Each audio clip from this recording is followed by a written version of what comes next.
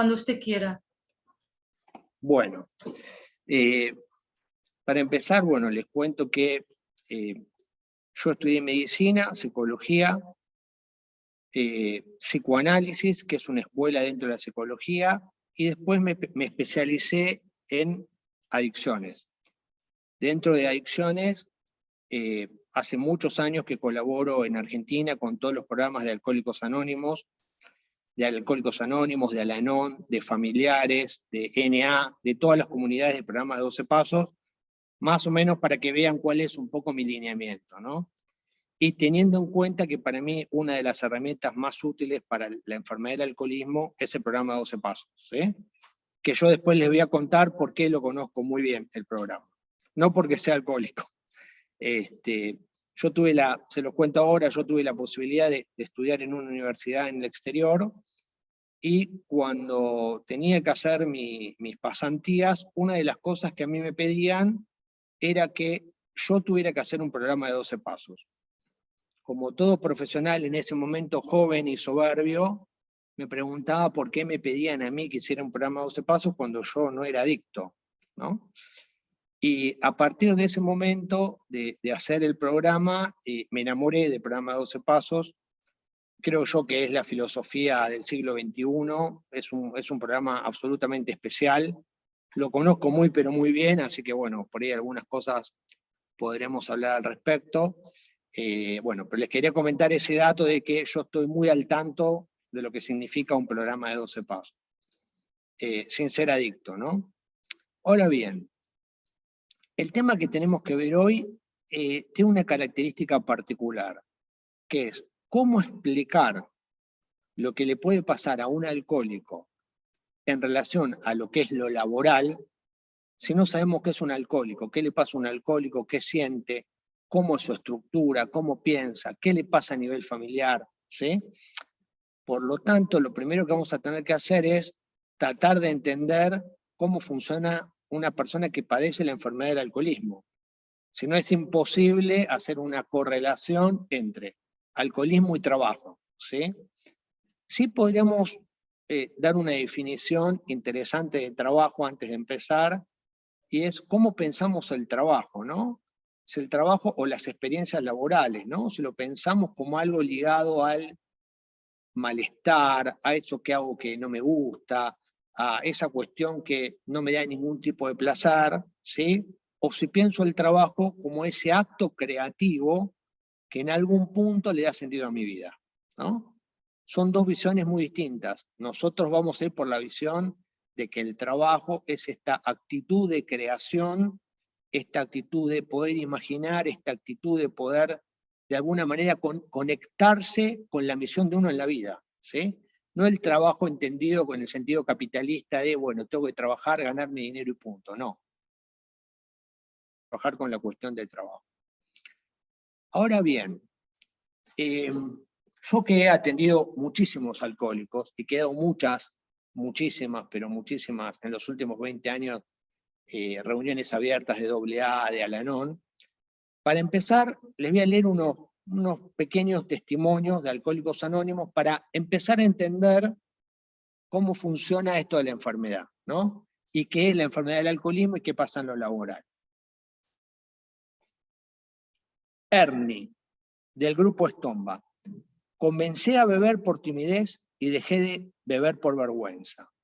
Alfredo. Comencé a beber a los 14 años. Había falta de comprensión en mi familia. Empecé a tomar por timidez y me convertí en un alcohólico. A los 17 años me metía en tantos problemas que nadie me quería. Ni mi mujer, ni mis hijos, ni nadie. Estaba totalmente alejado de la vida. Alejandro, del grupo Mediodía. Tenía una sensación de no pertenecer. El alcohol ataca el cuerpo, la mente y el alma. Uno se cree autosuficiencia en su omnipotencia. Para mí eso era soberbia. Se me imposibilitaban todo tipo de tareas, hasta la más básica. Ni siquiera podía amar y no podía trabajar. Martín R., Grupo Pilar. Tuve que sufrir el vacío total para cambiar. El ser alcohólico me dio la posibilidad de conocer una vida espiritual y aprender las verdades de la vida y empezar a tener una misión que no tenía. Enrique, el alcoholismo es una enfermedad mortal, es física, social y emocional. En el fondo es una enfermedad espiritual. Conmigo en ningún aspecto de la vida, incluido el trabajo, no se podía contar. Bueno, y podríamos seguir, ¿no? Fíjense que lo que pasa en la enfermedad del alcoholismo es algo muy complejo, ¿sí? Yo siempre que hablo de enfermedad del alcoholismo la pienso como una enfermedad familiar. ¿Por qué? Porque en esta enfermedad están todos involucrados. Por eso yo en general siempre la enfermedad del alcoholismo la divido en 4 partes. Primera, la enfermedad propiamente dicha, que es la enfermedad del alcohólico, la enfermedad de la persona que convive con el alcohólico, ¿sí? Lo que le pasa a los hijos de los alcohólicos, que es a lo que me he dedicado en estos últimos años a trabajar, y donde he descubierto que la gran mayoría de los hijos de alcohólicos, que los alcohólicos han sido hijos de alcohólicos, y estoy haciendo una tesis específica sobre ese tema. Es sorprendente que los hijos que tienen padres alcohólicos tienen 4 veces más probabilidad de ser alcohólicos que los que no, cosa que es una cosa impresionante. En la Universidad de Miami dicen que hay 50 millones de hijos de alcohólicos con una probabilidad de más del 70% de generar una adicción. O sea, fíjense lo que es la complejidad de la enfermedad. Ahora bien, si esta es una enfermedad compleja, es una enfermedad que genera mucho dolor, que genera mucha desconexión y que genera mucho malestar. En paralelo, vayamos pensando cómo una persona que viene padeciendo todo esto, cómo se puede conectar con algo creativo, imaginativo y tener una misión en la vida, ¿sí? Si el trabajo lo pensamos desde esa perspectiva. Ahora bien, ¿qué es lo que uno ve en una persona que padece alcoholismo? ¿Sí? Yo siempre digo que hay palabras que ayudan a definir en forma clara y precisa qué es lo que pasa, ¿no? Una de esas palabras que siempre la digo, que para mí es infirmus, ¿sí? En latín, in significa no, firmus significa firmeza. El alcohólico es una persona que no se puede parar sobre sus propios pies. Es como un banco que en vez de tener 3 patas, tiene 2 patas. Está siempre inestable, está angustiado, no está bien posicionado, pero sobre todo tiene una sensación de labilidad, de debilidad, ¿sí? Siempre se siente como que se está tambaleando, ¿no? De hecho, es uno de los efectos del alcohol. La otra palabra es la alexitimia. A significa no, timo significa sentimientos y lexi significa hablar, que es la dificultad o la incapacidad que tiene la persona que padece de alcoholismo de poder hablar de sus sentimientos, de poder hablar de lo que pasa. Acá hagamos una aclaración que muchas veces y muchas escuelas psicoanalíticas dejan de lado.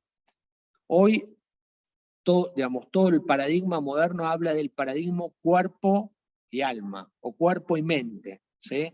No somos solo cuerpo ni somos solo mente, somos la combinación de cuerpo y de mente, ¿sí? Es decir, las cosas nos vienen de adentro y después se manifiestan a través del lenguaje y a través de un montón de cuestiones. Pero acá no nos podemos olvidar del cuerpo y mucho menos en el alcoholismo, ¿no? Entonces, estas son 2 palabras que definen muy bien qué es lo que pasa en la estructura de la enfermedad. Ahora, cuando uno durante muchos años escucha a muchos pacientes alcohólicos, escucha una palabra. ¿Qué palabra? Vacío, agujero, sensación de que algo me falta. Pero sobre todo la palabra que uno escucha es la palabra agujero. Tengo un agujero que no lo puedo llenar con nada. Tengo un agujero que me hace sentir tan mal y tan angustiado que no sé qué hacer de mi vida. Hagamos una distinción importante entre agujero y vacío. El agujero es un lugar por donde todo lo que entra se pierde. Como los agujeros negros que están en el espacio, una vez que algo entra ahí, se pierde. La diferencia con el vacío es que en el vacío uno puede construir algo, ¿sí? Es decir, si algo está vacío, uno lo puede llenar. Ahora, en el agujero no, pues en el agujero todo se pierde, ¿sí? Hay una pérdida constante, gradual y permanente, ¿no? Hay autores que hablan de que lo que pasa en el alcoholismo hay una falla o una falta en lo que ellos denominan la confianza básica, ¿no? Que hay algo del orden de la confianza estructural que en un momento primario no se dio y que esa confianza después de alguna manera que no está se tiene que llenar con algo, ¿no? Entonces acá ya podemos empezar a pensar algo. ¿Cuál es la función del alcohol? La función del alcohol es analgésico, anestésico, desinhibidor y depresor del sistema nervioso central. Pero básicamente el alcohol es un calmador, es algo que calma. ¿Que lo calma al alcohólico de qué? Lo calma de su malestar, de su vacío, de esa sensación de falta de misión en la vida, ¿sí? Yo siempre digo que tenemos que pensar tres cosas para pensar la enfermedad. En el alcoholismo hay una carencia de amor, una carencia de sentido y una carencia de valores espirituales. Esa carencia de amor, ¿con qué tiene que ver? En general, donde hubo alcoholismo y que tiene que ver con esa falla, con esa falta básica, algunos autores inclusive eso lo llevan a los primeros momentos del nacimiento de un niño, ¿no? Un niño cuando nace, ¿sí? Lo primero llega a este mundo, se encuentra con la madre, ¿no? Lo que algunos autores dicen que tiene que haber una madre que sea lo suficientemente buena, es decir, que lo aloje, no a ese niño. En un primer momento, en ese encuentro entre la madre y el niño, no hay una diferencia entre el niño y la madre, ¿no? El niño y la madre son uno, es decir, son una mónada, ¿no? Es decir, no hay un proceso de división. El niño tiene que sentir que es esa teta que le da la madre, ¿no? Y ahí muchos autores plantean que es desde ese momento donde ya se empieza a transmitir o no a transmitir esa confianza. Es decir, una madre que está atenta, una madre que mira a ese bebé, una madre que quiere a ese bebé, una madre que está conectada con ese bebé, lo que le transmite a través de, digamos, de la leche, no solamente es el alimento, sino que es el amor, el sentido, le transmite un montón de cuestiones. Cuando se dan fallas muy graves en ese encuentro, ¿sí? Entre esta madre y este bebé, y no se produce ese fenómeno que se llama fusión indiscriminada con el otro, es como si el bebé quedara, pensémoslo, como con un efecto de perplejidad, ¿no? Y con una sensación de vacío y de falta. Que esa falta después se va a ir repitiendo sucesivamente en otras cuestiones y que va a terminar en esta carencia o en esta falta de confianza básica, ¿no? Eso que no está, que tiene que ser llenado con algo. Que muchas veces las personas que padecen de alcoholismo lo llenan con el alcohol. Ahora bien, podríamos aclarar algo acá, y es si ese vacío solamente se puede llenar con alcohol. Y podríamos pensar que no, digamos, ¿no? Podríamos pensar que el objeto de la adicción puede ser el alcohol, puede ser el consumo de sustancias, puede ser una relación de pareja, puede ser el juego, ¿sí? Ahí hay algo que no me voy a meter con ese tema, que es por qué esa persona hace esa elección de llenar esa angustia o ese vacío con alcohol, ¿sí? Y no con otra cosa. Entonces, por algún motivo esa persona decide calmarse o tratar de sentirse mejor, ¿sí? A través de la ingesta del alcohol. A tal punto el alcohol es poderoso, yo creo que probablemente es una de las sustancias más poderosas, más que todas las que existen ahora, que son todas las drogas de diseño, el GDH, o sea, hay miles de drogas ahora. Sin embargo, cuando uno atiende pacientes con adicciones, siempre llega a la misma conclusión. Lo último que una persona puede dejar es el alcohol. Yo he visto gente dejar la cocaína, cualquier sustancia. Ahora, el alcohol es muy difícil, pero muy difícil de dejar, por el síndrome de abstinencia, por lo que genera, por la relación que se arma con esa sustancia, ¿sí? De hecho, acuérdense que cuando no existía la anestesia moderna, a la persona lo que hacía es, se la anestesiaba con alcohol, se la hacía entrar en un coma alcohólico y se la operaba estando alcoholizado. O sea que el alcohol, algunos lo llaman el famoso quitapenas, digamos, ¿no? Pero esa es la trampa. ¿Cuál es la trampa? Pensar que a través de la ingesta del alcohol me voy a calmar. Sí, me voy a calmar un ratito, pero como dicen ustedes que tienen mucha claridad en este tema, el alcoholismo termina en la cárcel, en la locura o en la muerte. No hay muchas opciones y yo las vi todas en pacientes. las tres. Entonces, vamos viendo que en el perfil del alcohólico es una persona que sufre mucho, que tiene muchas carencias de amor, que tiene una falla en la constitución de esa confianza básica, y que esa confianza básica la busca sustituir con un formato autodestructivo que es con el alcohol. Y hay dos cosas más que son muy significativas. Una es la carencia de sentido. Uno cuando habla a veces con un paciente alcohólico que no está en recuperación, uno le pregunta, ¿a usted qué le gusta? No sé. ¿Le gusta la música? No sé. ¿Qué quiere de la vida? No sé. ¿Le gusta el arte? No. ¿Le gusta trabajar? No. No le encuentran sentido a su vida. Hay una falta de sentido, hay una falta de misión en la vida. Y pensemos algo acá, introduzcamos algo de lo laboral, que Freud decía en 1900, que la salud tenía que ver con la capacidad de amar y ser amado, con la capacidad de trabajar, en el sentido de este trabajo creativo, de este trabajo que me genera una misión en la vida, de este trabajo que me da, digamos, que me hace formar parte de una cultura, de una sociedad, que me permite el sustento mío y de mi familia. Imagínense, ya se pueden ir haciendo una idea de la correlación que hay entre esta persona que le viene pasando todo esto que venimos enunciando y el trabajo. Evidentemente, la experiencia laboral, no hay experiencia laboral. ¿De qué experiencia laboral hablamos si no hay experiencia ni contacto con uno mismo? Cuando uno piensa en la enfermedad del alcoholismo, siempre decimos que la ansiedad, la angustia y la depresión, que las tres van de la mano, se juegan en diferentes formatos y en diferentes grados en la enfermedad del alcoholismo, ¿sí?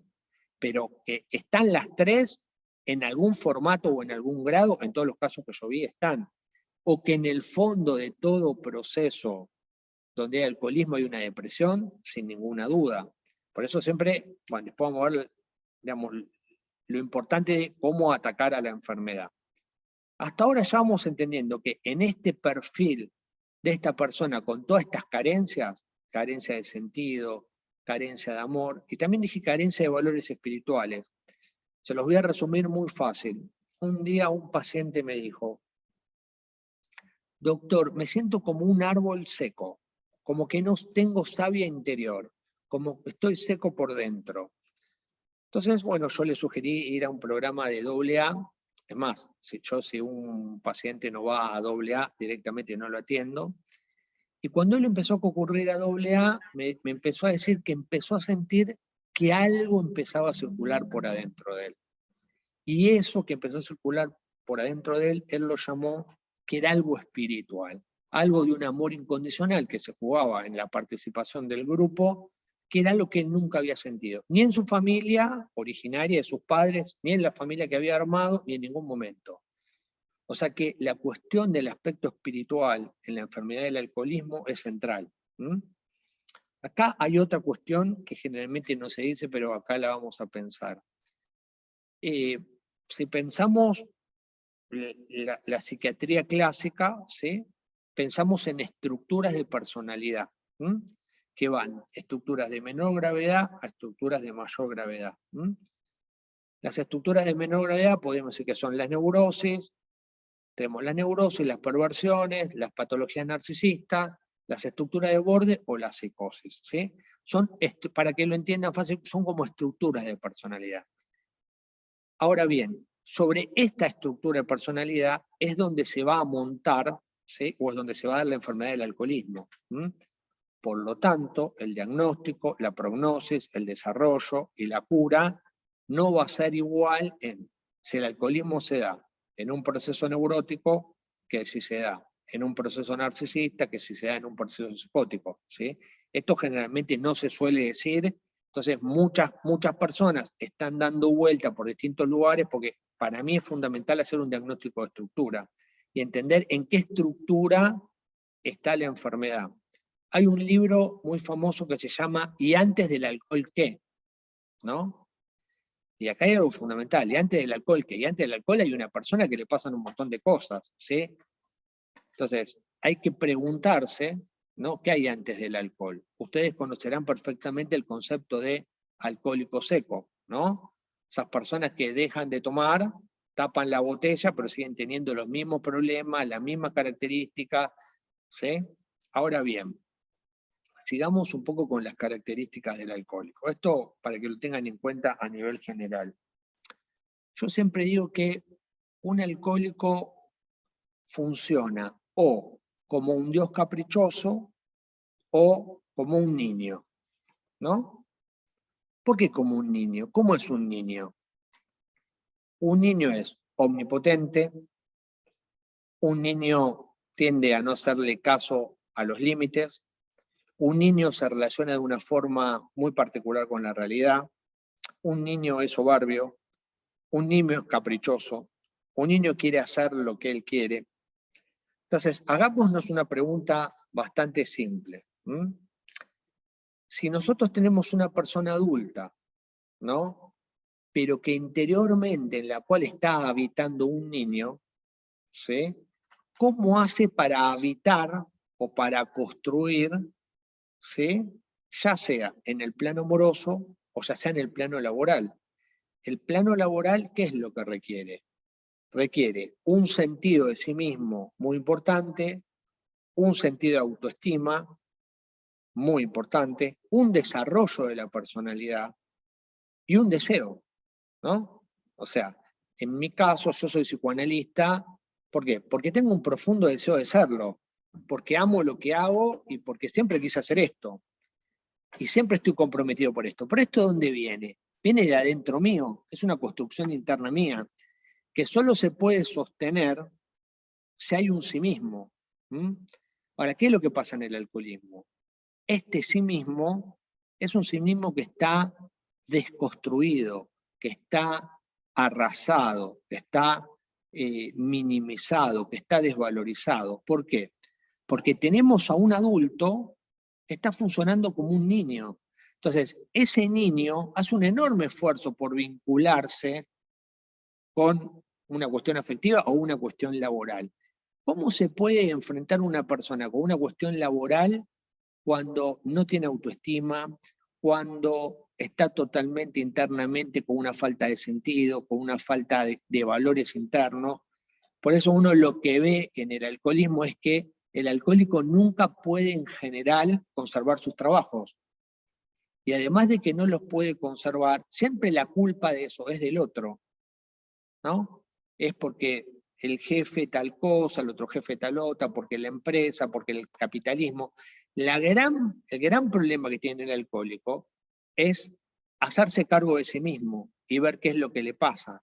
Lo que hace es un mecanismo de proyección de todo lo que le pasa hacia afuera. La culpa siempre es del otro.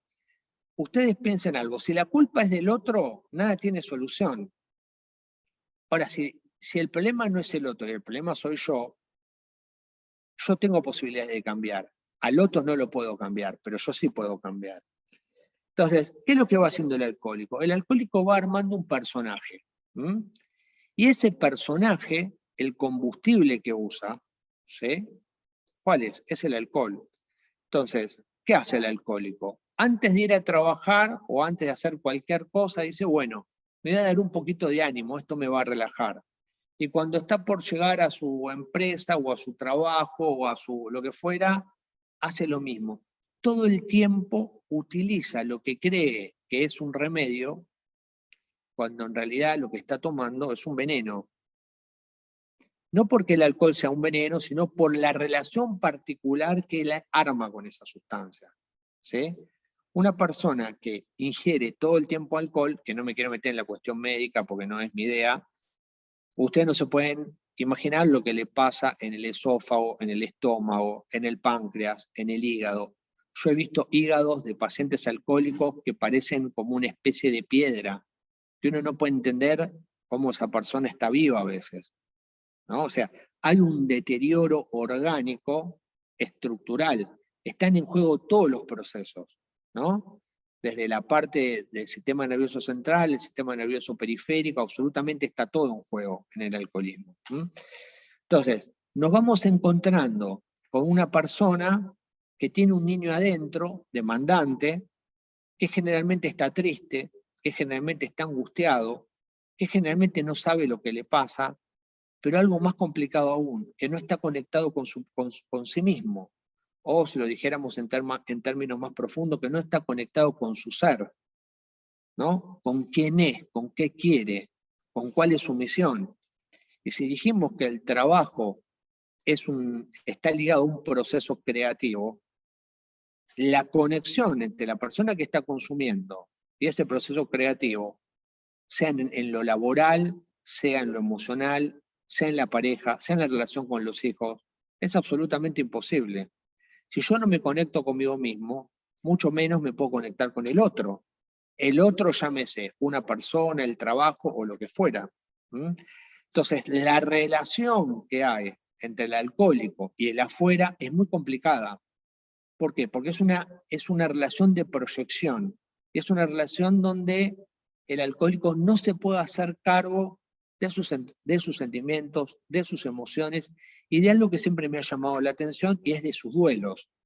En general, el alcohólico es una persona que no quiere encontrarse con el dolor, no quiere hacer sus duelos. ¿Qué pasa cuando uno no hace los duelos? Eso provoca un fenómeno de enquistamiento, y ese duelo cada vez se hace más potente, el aparato psíquico se defiende cada vez más, y cuanto más defensa hay, más el duelo más grande se hace, lo que eso generalmente termina generando un estado depresivo o un duelo patológico o un montón de patologías que no importa cuáles son. Por eso la importancia de poder hablar, de poder expresarse, de poder decir lo que a uno le pasa, de poder entender cuál es el proceso de uno. Y algo que lo vamos a introducir de esta manera, después si no me lo entienden, digamos, se los explico en otro formato, que es que todos de alguna manera vamos haciendo, a partir de los vínculos que tenemos con un otro, una construcción de nuestra propia historia. Es decir, una construcción, y como que vamos escribiendo como una especie de guión, ¿no? Que es un guión inconsciente. Muchas veces ese entramado vincular está a nivel inconsciente, nosotros los desconocemos. Es como si fuera una escritura que no solamente está a través del lenguaje, sino que hasta podemos pensar que es neurobiológica también, ¿sí? Y de acuerdo a ese modelo interno de escritura, de cómo se fueron inscribiendo en mí los vínculos, esos vínculos, es como yo me voy a relacionar con el otro. ¿Por qué? Digamos, uno no se desarrolla in exilo, de la nada. Uno para desarrollarse necesita un otro. Y en ese intercambio con el otro, uno va construyendo su personalidad. Y eso va generando como una forma de vincularse con el otro. Que generalmente esa forma en cómo yo me vinculo con el otro es una forma inconsciente. Una paciente alcohólica me decía, ¿por qué todos los hombres que yo elijo de pareja son alcohólicos? Había tenido 7 parejas con 7 pacientes, con 7 personas alcohólicas. Ella también era alcohólica, ¿no? Entonces, primero tuvo que trabajar su alcoholismo y después tuvo que empezar a ver por qué ella elegía hombres alcohólicos. Hasta que nos dimos cuenta que en su familia, ¿sí?, había tenido un padre alcohólico, un abuelo alcohólico y una abuela alcohólica. Entonces la pregunta es, ¿desde qué lugar iba a elegir? Si su trama o su escritura interior estaba armada en ese formato.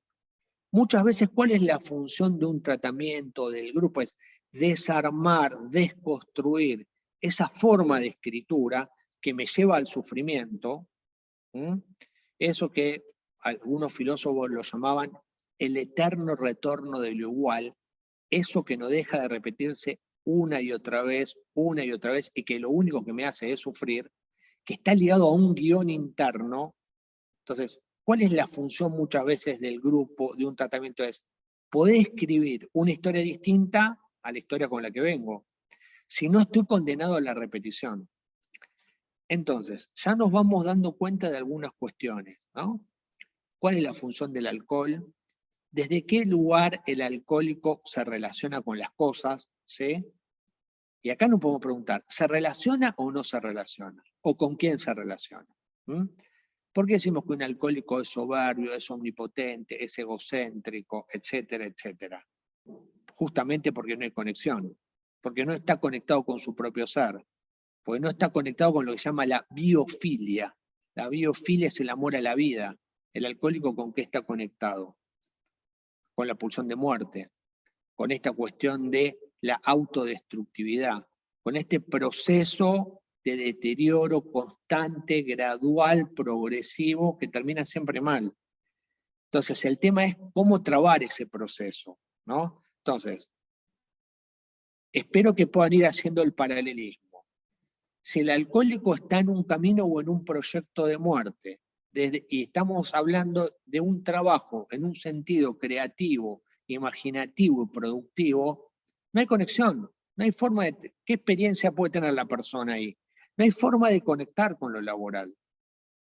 O sí, hay forma de conectar, pero conectar mal. O conectar en cortocircuito. O conectar en un proceso absolutamente desordenado. ¿Sí? Entonces, todo me lleva a que lo que hay que poder hacer es, primero, es que esa persona pueda empezar a conectarse con su sí mismo. Es decir, poder salir de ese personaje que armó a través del cual se relaciona con el mundo, que no es más que un personaje, muchas veces que aparece como hiperomnipotente, ¿no? Tenemos las dos caras, o el hiperomnipotente o el hiperimpotente, es lo mismo, ¿no? Y se relaciona de ese personaje. Ahora, tenemos que rescatar a la persona que está dentro de ese personaje. En otros términos, tenemos que poder hacer que ese niño que está dentro de ese adulto intentando vincularse con la realidad, ayudarlo a crecer, ayudarlo a que se desarrolle, ayudarse a que se pueda conectar con sí mismo, con lo que le pasa, con sus sentimientos, con sus emociones, que empiece a generar confianza. ¿Qué significa confianza? Confianza significa con fe.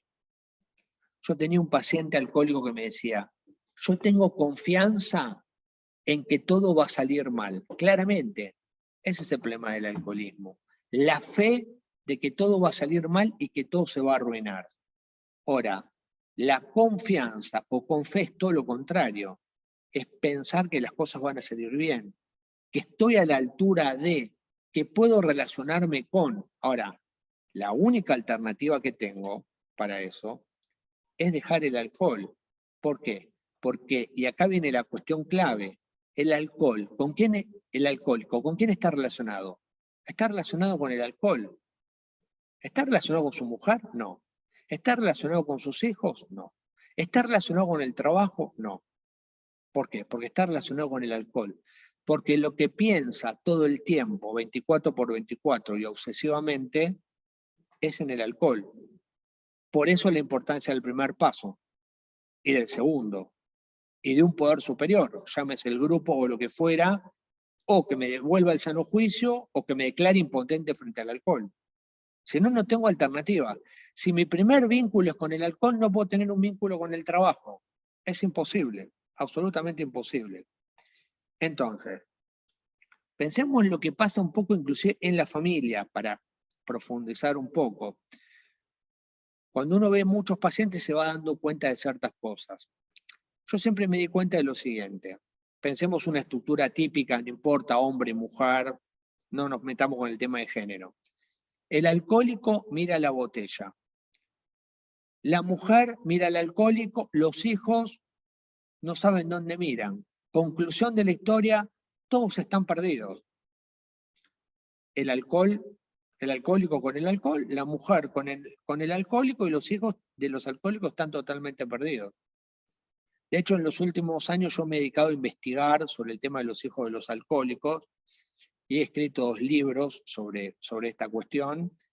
Pero tengo una hipótesis que es muy ambiciosa, que bueno, la estoy llevando a un proceso de investigación, y es que en general, en casi todos los casos, o en muchos de los casos de alcoholismo que he visto, que son un montón, me termino encontrando con que estas personas alcohólicas han tenido o padres adictos o padres con patologías duales. ¿Qué es una patología dual? Es una patología psiquiátrica asociada a una adicción. En todos los casos que he visto, me encuentro con lo mismo. Entonces, la pregunta que uno se hace ahí es, ¿esa persona en primera instancia es alcohólica o en primera instancia es hijo de un padre alcohólico, madre alcohólica, o padre con patología dual, y después termina generando una adicción. Es un gran tema, se los dejo nada más para pensar, ¿no? Es algo que yo me vengo preguntando. En todos los casos veo, previo a esa adicción, o un padre alcohólico, o una madre alcohólico, o ambos, o una patología psiquiátrica grave. Entonces, bien, estas familias, ¿qué características tienen? Son familias donde predominan ¿qué cosas? La incomunicación, la falta de intimidad, la falta de diálogo, la falta de contacto, la falta de expresión de sentimientos, la falta de conexión con el otro, la falta de intimidad. Entonces, este es un sistema absolutamente disfuncional. Entonces, tomémoslo al trabajo, para no ser reduccionista, como un aspecto más de la persona, porque si no queda solamente reducido a eso. Y uno funciona como un todo, no funciona como una cosa con el trabajo y como otra cosa con la pareja.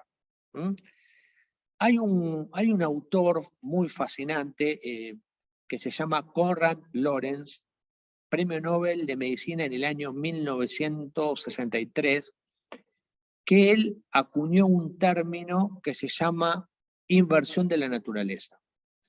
¿Qué significa eso? Que en una familia disfuncional de estas características se pueden invertir completamente los roles. Por ejemplo, un hijo puede ser padre, un padre puede ser hijo, la madre puede ser hermana, o uno puede ver, por ejemplo, un hijo de 8 años yéndole a comprar a su padre o a su madre alcohólica alcohol a un supermercado.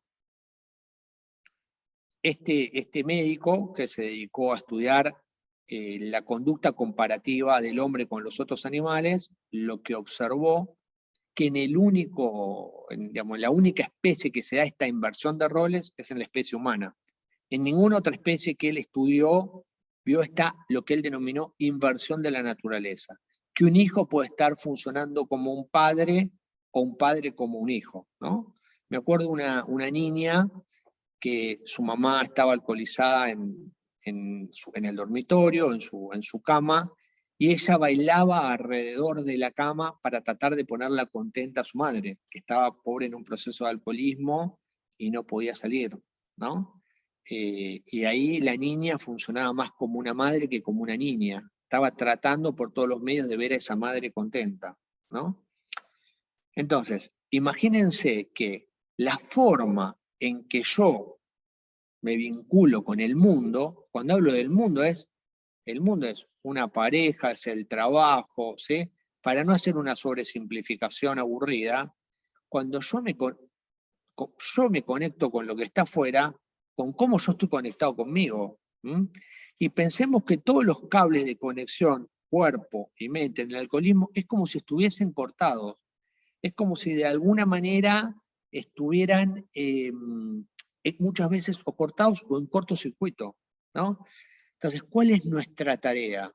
¿Cuál es la tarea, creo yo, del grupo? Ayudar a hacer esas conexiones internas que no están. Ayudar a encontrar a esa persona que está padeciendo su sentido. Ayudarlo a salir de su estado depresivo. Siempre que hay alcoholismo uno se encuentra con una depresión. ¿Y la depresión con qué tiene que ver? Pensémoslo un segundo. Si yo no puedo investir, no puedo cargar el afuera, el objeto, por ejemplo, el trabajo, la pareja, es decir, no puedo llevar mi energía a eso. ¿Qué termina pasando? Esa energía vuelve hacia el yo. Entonces, ¿el yo qué hace? Provoca, para que ustedes me entiendan, como un fenómeno inflamatorio, ¿sí? Se deflaciona y empieza a sufrir por inflamación. Es como que va a explotar. ¿Por qué? Porque no puede investir a ese objeto. No puede investir lo laboral, no puede investir a los hijos, no puede investir a la pareja.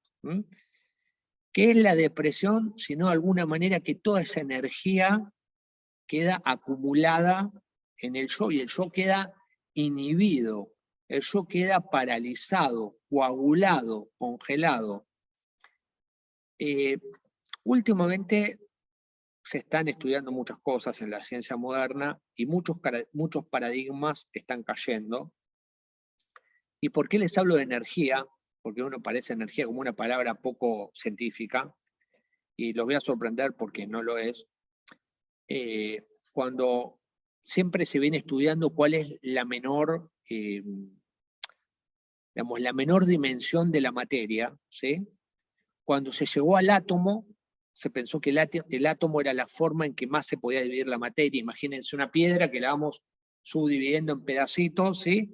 El último pedacito se creía que era el átomo, después se dieron cuenta que no era el átomo, empezaron a aparecer lo que eran las partículas subatómicas, ¿sí? Y lo último que se pudo encontrar hasta ahora son dos cosas. La última subdivisión de la materia, ¿cuáles son? Una es energía y otra es información. Entonces, imagínense de lo que les... O sea, esto lo dice la física, ¿no? Esto no lo dice... el psicoanálisis también habla de energía, pero esto ya es un planteamiento de la física cuántica. Es decir, en última instancia, ya no somos más materia. Somos energía y somos información. Si yo esa energía no la puedo canalizar creativamente, no la puedo canalizar imaginativamente, no la puedo canalizar en relación a una misión, a una función, en algo bueno para el otro, ¿qué pasa con esa energía? Y esa energía vuelve al yo. Y si vuelve al yo, ¿qué pasa? Pueden pasar dos cosas. O va hacia el soma, hacia el cuerpo, y rompe el cuerpo, desordena el cuerpo, genera enfermedad, o va hacia la mente. O las enfermedades del cuerpo, o las enfermedades de la mente, o las enfermedades autoinmunes, o las enfermedades ligadas al pensamiento. Si somos energía e información, esa energía está inhibida, esa energía, digamos, de alguna manera no se puede canalizar, no se puede desarrollar, no se puede, digamos, de alguna manera compartir, evidentemente esa energía queda adentro. Si queda adentro, en un momento la sensación es de explotar, ¿no?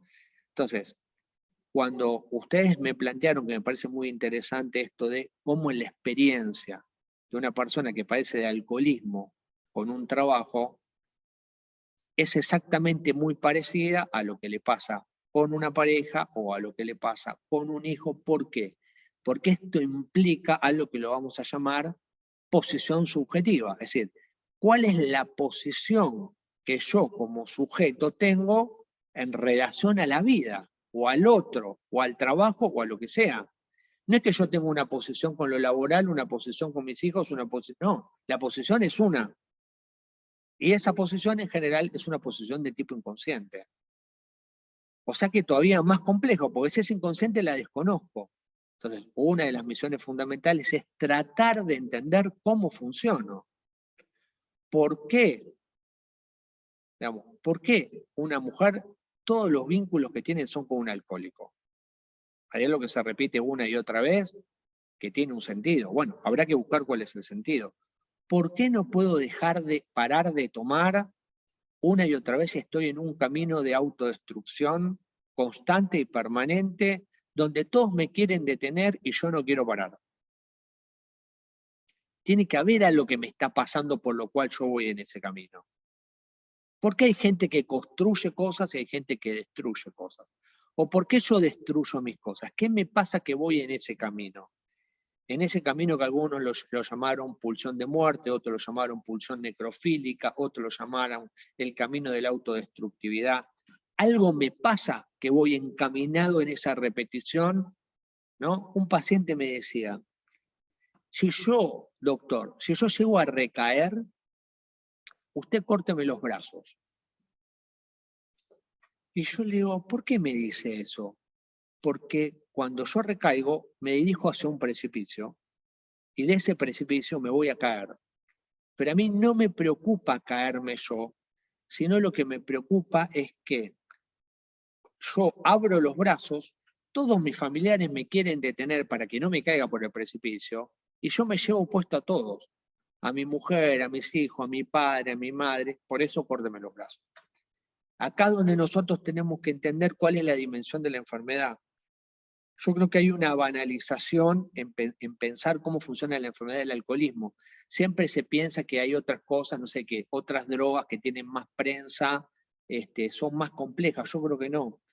Yo creo que el alcoholismo probablemente es una de las adicciones más fuertes y más complejas, y la primaria a otras adicciones. Entonces, vimos las características del alcohólico. Dijimos que esas características se representan en todos los órdenes, incluido en el orden de lo laboral o de las experiencias laborales. Les hago algunos comentarios en relación a lo que he observado en los hijos, ¿sí? Que es muy importante porque esos hijos, si no son tratados a tiempo, posteriormente pueden generar una adicción. En todos los casos de los hijos, lo que he visto que es lo que se llama un TAG. ¿Qué es un TAG? Un trastorno de ansiedad generalizada. Todos los hijos de pacientes alcohólicos, madre, padre, abuelo, lo que sea, todos sufren de trastornos de ansiedad. Lo vi en todos los casos. En los últimos 15 años, gran parte de mi clínica es con hijos que tienen padres adictos a cualquier adicción. Todos tienen trastornos de ansiedad.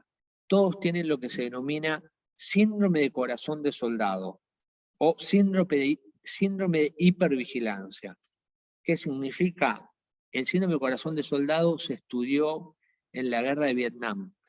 Los soldados, cuando volvían de la guerra, llegaban a sus hogares y cuando estaban en absoluta tranquilidad, empezaban a tener aparentemente lo que se creían que eran un infarto.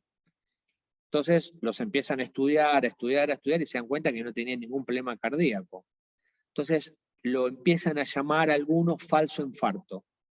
Después se empiezan a dar cuenta que eso estaba ligado a un proceso de angustia, que toda esa sintomatología estaba ligada a un proceso de angustia. Cuando una persona está angustiada, hay aproximadamente 150 o 170 síntomas que uno puede tener.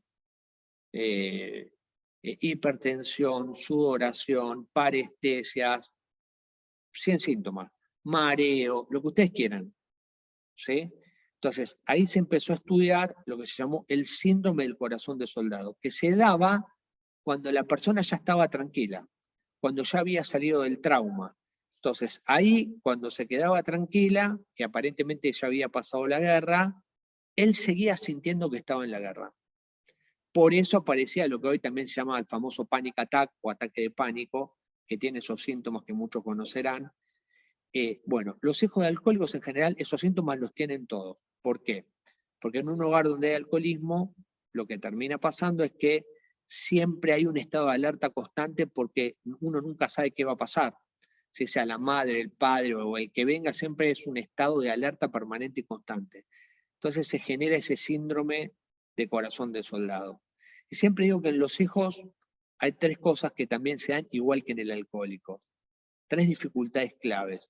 La capacidad de amar y ser amados, dificultades en la cuestión vocacional, laboral y económica y dificultades en el área sexual, en todos los casos.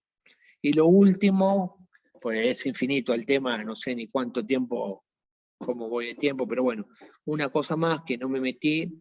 Todavía tiene tiempo, doctor, no hay ningún problema. Todavía, Bueno. ya sé, 15 minutos o 20, como usted guste. Gracias. Bueno, perfecto. Hay una cuestión en la que no me metí, que es fundamental, porque uno mientras va hablando va haciendo ciertos recortes, que tiene que ver con el concepto de trauma. Sí, uno donde ve la enfermedad del alcoholismo siempre ve micro, macro traumas o muchos traumas. Pensemos un poco qué es el trauma. El trauma es, para hacerlo más fácil que yo se los pueda explicar, es aquella situación que sucede en el ambiente que el aparato psíquico de alguna manera no puede procesar.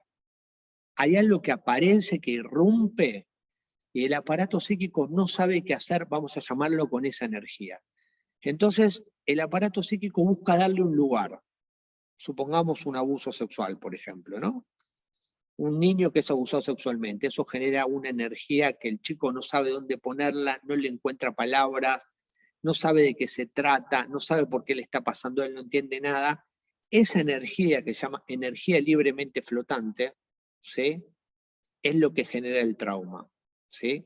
Y el trauma, ¿qué es? Aquello que se repite todo el tiempo para en algún momento saber dónde poner esa energía, ¿sí? Esa energía que no tiene palabra, que no se le encontró palabra, que no se le encontró lugar, que no se sabe qué hacer y que lo único que genera es malestar y angustia. Previo les explico algo para entender también este concepto. Acuérdense de esto. El aparato psíquico siempre busca pagar el menor costo. ¿Está bien? Voy de nuevo. El aparato psíquico siempre busca pagar el menor costo. ¿Sí? Entonces lo que hace para pagar el menor costo es se defiende de alguna manera. Y muchas veces en esa defensa entre lo que pasa en el exterior y cómo el aparato psíquico intenta bajar eso que está pasando, es donde se genera el efecto del trauma, que es aquello que el aparato psíquico no logra ligar, no logra procesar, no logra encontrar un lugar, no lo puede poner en ningún lugar. Entonces, ese aspecto lo que hace es, se repite tantas veces hasta que en algún momento se puede ligar, o hasta que en algún momento uno le encuentra el sentido. Y lo que uno ve en la enfermedad del alcoholismo es que el concepto de trauma es un concepto central. Y uno ve que fueron personas que pasaron por microtraumas o por macrotraumas o por pérdidas muy fuertes. Hay estudios de esto muy fuertes. Por ejemplo, hoy se sabe que la pérdida de un padre antes de los 12 años deja huellas neurobiológicas, psicológicas, afectivas, emocionales, que son irreparables. Es decir, completamente distintas a alguien que pierde un padre a los 18 años. Estas son cosas que no se sabían, por ejemplo, ¿no? Como también hay muchas cosas que no se sabe, que es muchas veces cómo se transmite la enfermedad de una generación a otra generación.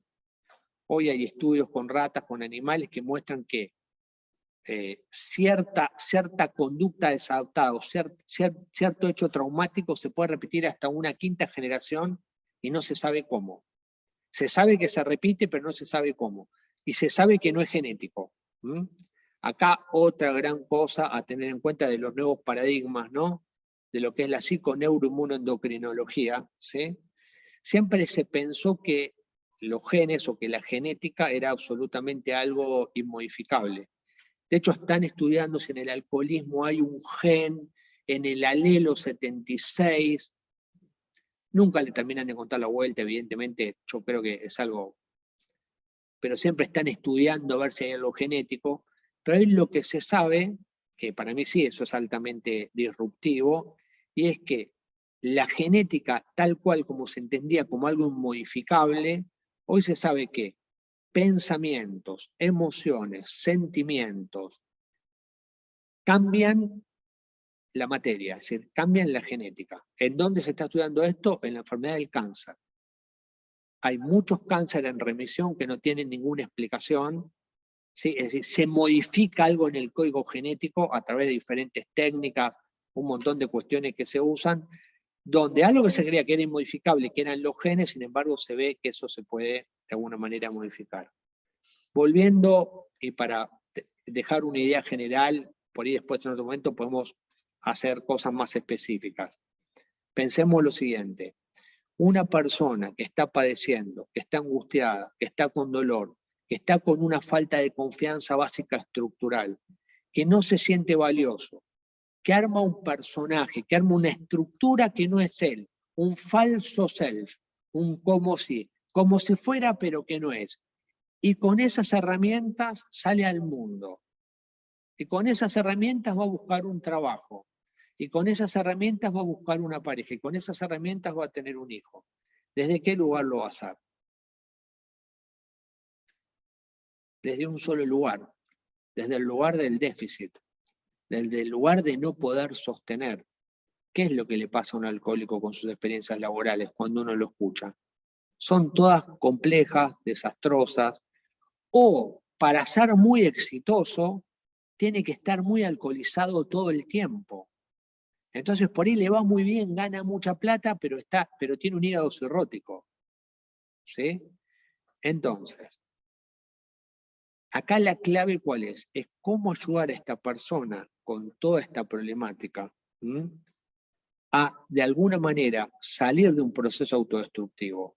de salir de un proceso ligado a la muerte, para ayudarlo a construir un proceso de vida, ayudarlo a ligarse a la vida, ayudarlo a encontrar su propia misión, ayudarlo a que pueda escribir su historia de otra manera, de una manera que esté ligada al sentido. Hay un autor que siempre, cuando digo siempre, yo lo cito cuando voy a terminar las charlas, que se llama Lin Yutang, es un filósofo del siglo XIV, que hablaba de la importancia de vivir. Y lo que uno encuentra en la enfermedad del alcoholismo es que el alcohólico perdió la importancia de vivir. La pregunta que yo les dejo es, alguien que perdió la importancia de vivir, ¿cómo se va a vincular con un proceso creativo, con un proceso de imaginación, con un proceso laboral, con una experiencia de desarrollo? Es absolutamente imposible. Lo que yo creo que los que entendemos de alcoholismo, los que creemos en un programa de 12 pasos, los que estudiamos el programa de 12 pasos, apuntamos es justamente a sacar a la persona que está padeciendo de esta enfermedad, que está padeciendo de un proceso que lo va llevando a un proceso autodestructivo, para llevarlo a un proceso constructivo, a un proceso progrediente, a un proceso ligado a la vida, a esto que decía el Lin Yutang, ayudarlo a encontrar sus ganas de vivir, que obviamente en algún lugar están y en algún momento se desconectó de eso. Así que bueno, muchas gracias. En otro momento los temas que queden los profundizaremos. Gracias por escucharme. Gracias, doctor.